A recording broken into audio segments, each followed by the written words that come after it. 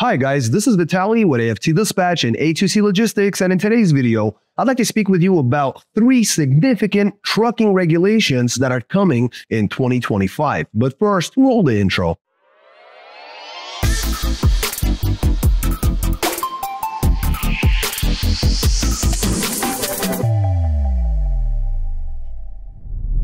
Welcome back. Before we get started, I'd like to ask you to please like the video, be sure you subscribe to the channel and hit the notification bell so you never miss a single release of our videos, where every Friday we're talking about something that could benefit you in your trucking businesses, in your trucking careers, as well as cover the loads we've successfully booked for our customers, consisting of leased owner operators and carriers operating under their own MC authorities, running under our truck dispatch services. As always, guys, big thank you for all the likes you provided on all the previous videos. Please do keep them coming. And let's talk about these 3 significant trucking regulations that are definitely coming in 2025. How do we know this? Because we've been talking about it for well over a year, and the time has come. How we're going to deal with it depending on the election cycle, the election season, and who ends up being being named the president of the United States moving forward in 2025 is going to also have an effect on the regulations moving forward. We're in for a very interesting 2025. Are you going to stick around? I talked to a lot of truckers over the past, I want to say, year and a half, where we covered some of these things. A lot of folks are saying, look, as soon as that goes into effect, that's the last load I'll ever pull. Other guys are looking forward to it. So I'd love to hear from you guys in the comment section below. Now, without further ado, let's jump in. We're talking about 3 items. Number 1, autonomous driving systems, ADS. Now, we made videos about each one of these topics. I'll leave cards in the corner for each one as I dig them up for you. You can take a look for additional information. But as a quick summary, we're looking at something that will impact costs, safety protocols, inspection standards will have to change, and there will require additional training, which also, again, comes full circle with additional costs. That's your ADS system. Now, the next one up is called AEB, which is the automatic emergency braking. Now, that one really upset a lot of truckers. Now, it is fully supported by the NHTSA as well as the FMCSA, but heavily criticized by the NASTC, which is the National Association of Small Trucking Companies. Makes sense. They're saying that, costs are, cost prohibitive, very expensive, and also sudden activations could endanger drivers, which kind of makes sense. I felt that in regular passenger vehicles that I've driven with all the technology and stuff. Had I not been wearing a seatbelt when the thing made an error and just slammed his brakes, I probably would have, split my noggin right on the steering wheel. Luckily, I was wearing a seatbelt. So it's very similar standards to passenger cars. A lot of folks are not quite happy about that. And finally, the third one, another one that's really upsetting for a lot of folks, is speed limiters. Now, we talked again in a different video about this, the different speeds that they were considering and what they're going to be, what they're going to finalize on. But ultimately, they're looking at a federal top speed for heavy duty trucks, like Class 8 trucks, and also like box trucks, smaller on 26,000 pounds and under. They're also looking at regulating those as well. Now, this would create higher competition. It would create safety implications. We're talking increased highway speed differentials, having all the trucks going at the same, speed maximum, just struggling along each other. It can make it really difficult and very dangerous.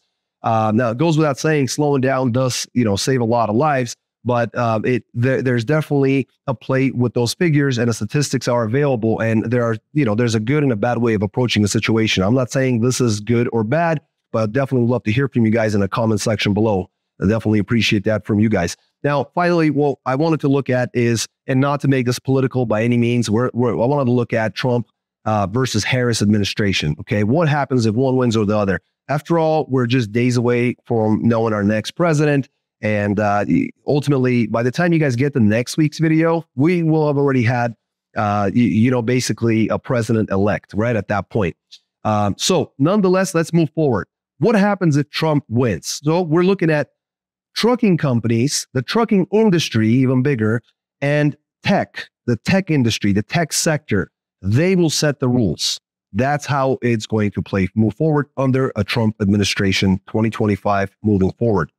Under a Harris administration, you're looking at less industry input, much less industry input, and more guardrails, stricter safety standards, and obviously the costs that are associated with that. Are there some positive in terms of safety and and reduction of pollution and like I said, possibly lives saved, et cetera, we shall see once the figures come in, once these systems are in place, and we'll have to see whether it was a good or a bad decision. But again, talk to me. Let's see what you guys feel in the comment section below. If you guys haven't hit the like button, please smash the like button. Really would help get this video out there. I think this is an important video. I think this is something that we all need to be considering as we move forward with our careers, right? So some guys, the old school guys, are saying, nope, never will.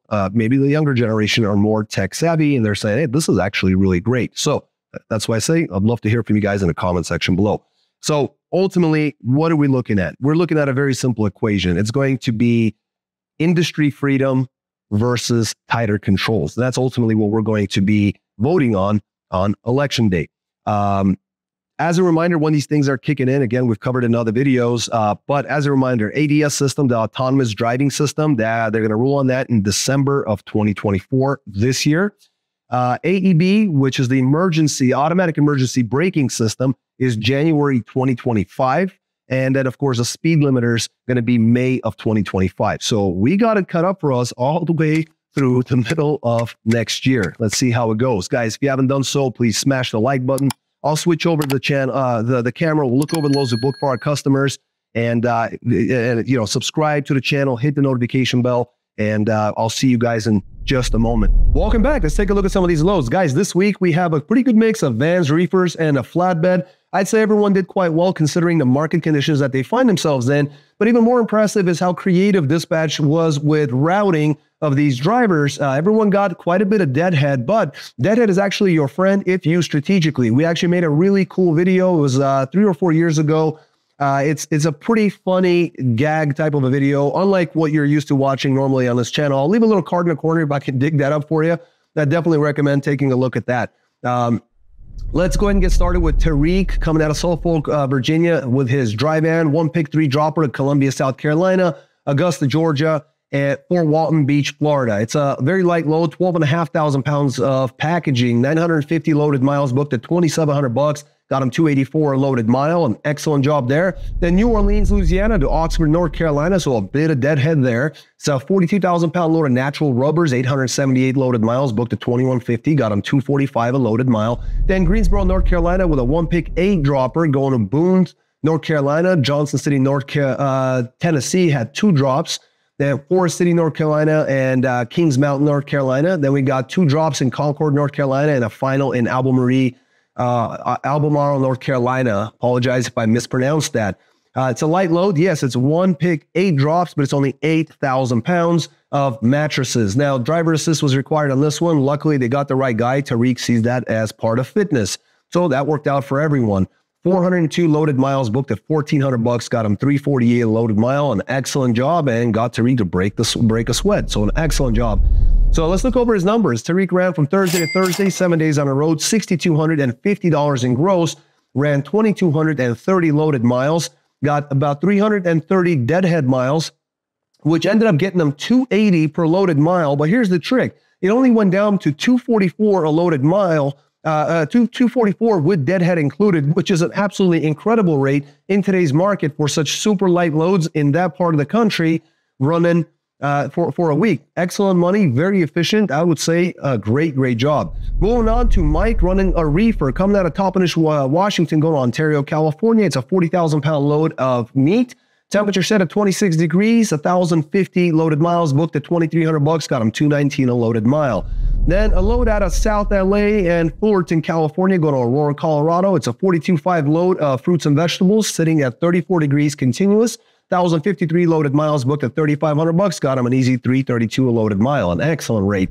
Then they headed to Salt Lake from Colorado, which is quite a bit. Salt Lake to Portland, Oregon is the run. 42,000 pound load of frozen food, -10 on the reefer. 755 loaded miles booked at $1,500. Got him $1.99 on that one, just under $2. He called it a week. Wednesday to Wednesday, $7,300 in gross, 2,858 loaded miles. He ended up actually getting 576 deadhead miles. It is quite a bit. But his running was 255 a loaded mile, which dropped to 213 with deadhead included. An excellent week, I would say. Good gross and excellent average. He did very, very well in this market. I think he'll do a lot better next week coming out of Portland, Oregon. Next, take a look at another Mike. This time, pulling a dry van. Philadelphia to Sandston, Virginia. 35,000 pound load of mail. Short run, 265 loaded miles. Booked a 737. Got him 278 a loaded mile.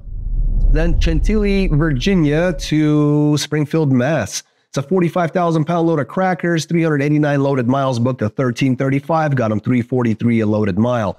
Then Springfield, Mass Springfield, Mass and Port Washington, New York, where the pigs going to Albany, Oregon. Long run, 42,000 pounds of store goods, 3,130 loaded miles in his dry van, $5,500 booked, got him a $176, an excellent rate. Coming out of the East Coast, going west to Oregon for $176 in one shot.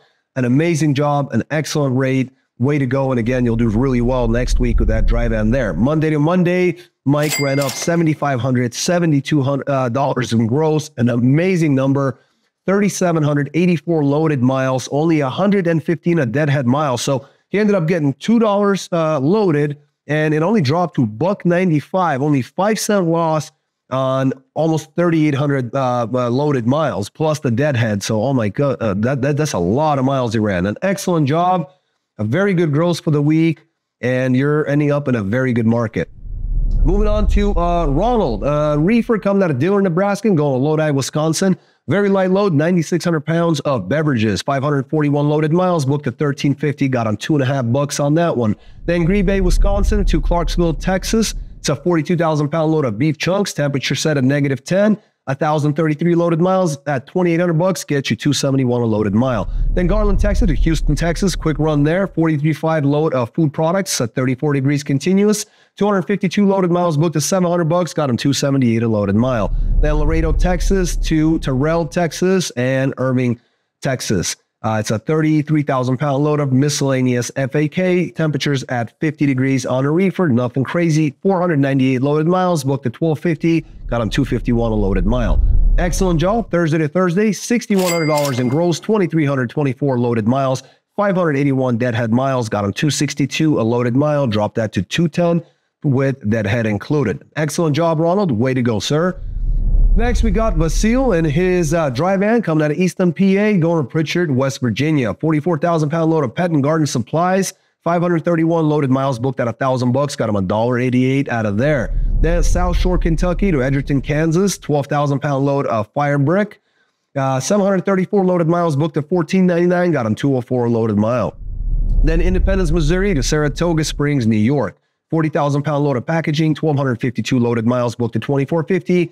Got him just under $2 at $1.96 a loaded mile. Then Saratoga Springs, New York to Concord, North Carolina. It's a 5,500 pound load, very light load of empty beer cans. 761 loaded miles, booked to $16.50. Got him $217 a loaded mile there. Called it a week, Thursday to Thursday. Gross $6,599 in 7 days. Ran 3,296 loaded miles. Out of that, almost 97, only 97 deadhead miles. Ended up getting 213 a loaded mile and dropped that at got 201 a loaded mile and dropped that to $1.96 with deadhead included. So there's only about 5 cents there. So an excellent job there. And moving on to Shelby. Shelby's pulling a dry van this time around. He's usually doing flatbeds. Nonetheless, Mansfield, Louisiana, going to Morristown, Tennessee, 42.5 to Paper Products. 789 loaded miles, booked at $1,400, got him $177 on that one. Then zero deadhead, Morristown, Tennessee to Gaston, South Carolina. 36,000 pound load of building materials. 293 loaded miles, booked at $846, got him $289 a loaded mile, bring up that average. Then Sumter, South Carolina, was supposed to have a load taken to Glen Allen, Virginia. Got a $200 tonneau on that one, unfortunately moved on. Picked up a load out of Vansboro, North Carolina to Hopewell, Virginia. It's a 44.5 load of paper rolls. 181 loaded miles, booked at $597, got him $330 a loaded mile.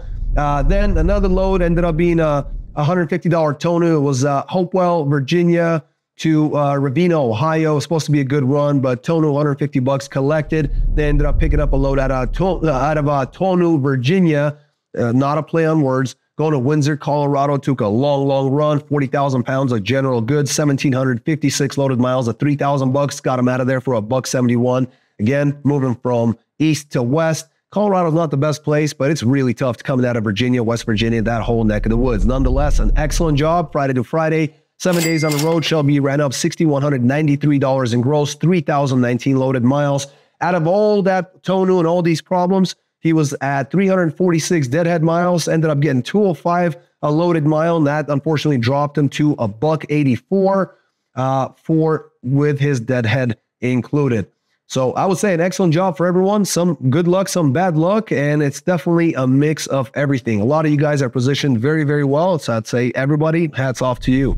Welcome back, and thanks for sticking around. Guys, Trump or Harris, it honestly doesn't matter because America will continue to truck along as we have for nearly 250 years. That's a long time. And so for you, you just have to decide, are you going to adapt to these new rules, regulations, all these new things that they're placing into the trucking industry, into our businesses, into our livelihoods, or are you going to basically complain on the sidelines? Because both are options.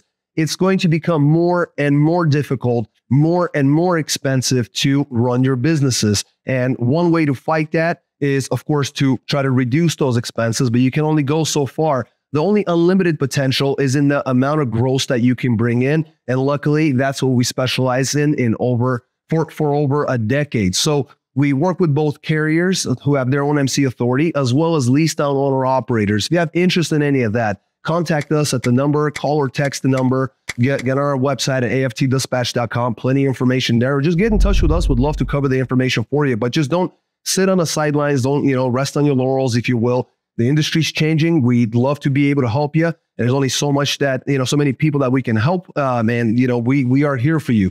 But nonetheless, reach out to us, 801-448-6363, or go to our website at aftdispatch.com. And until next week, guys, stay healthy, be wealthy. Take care.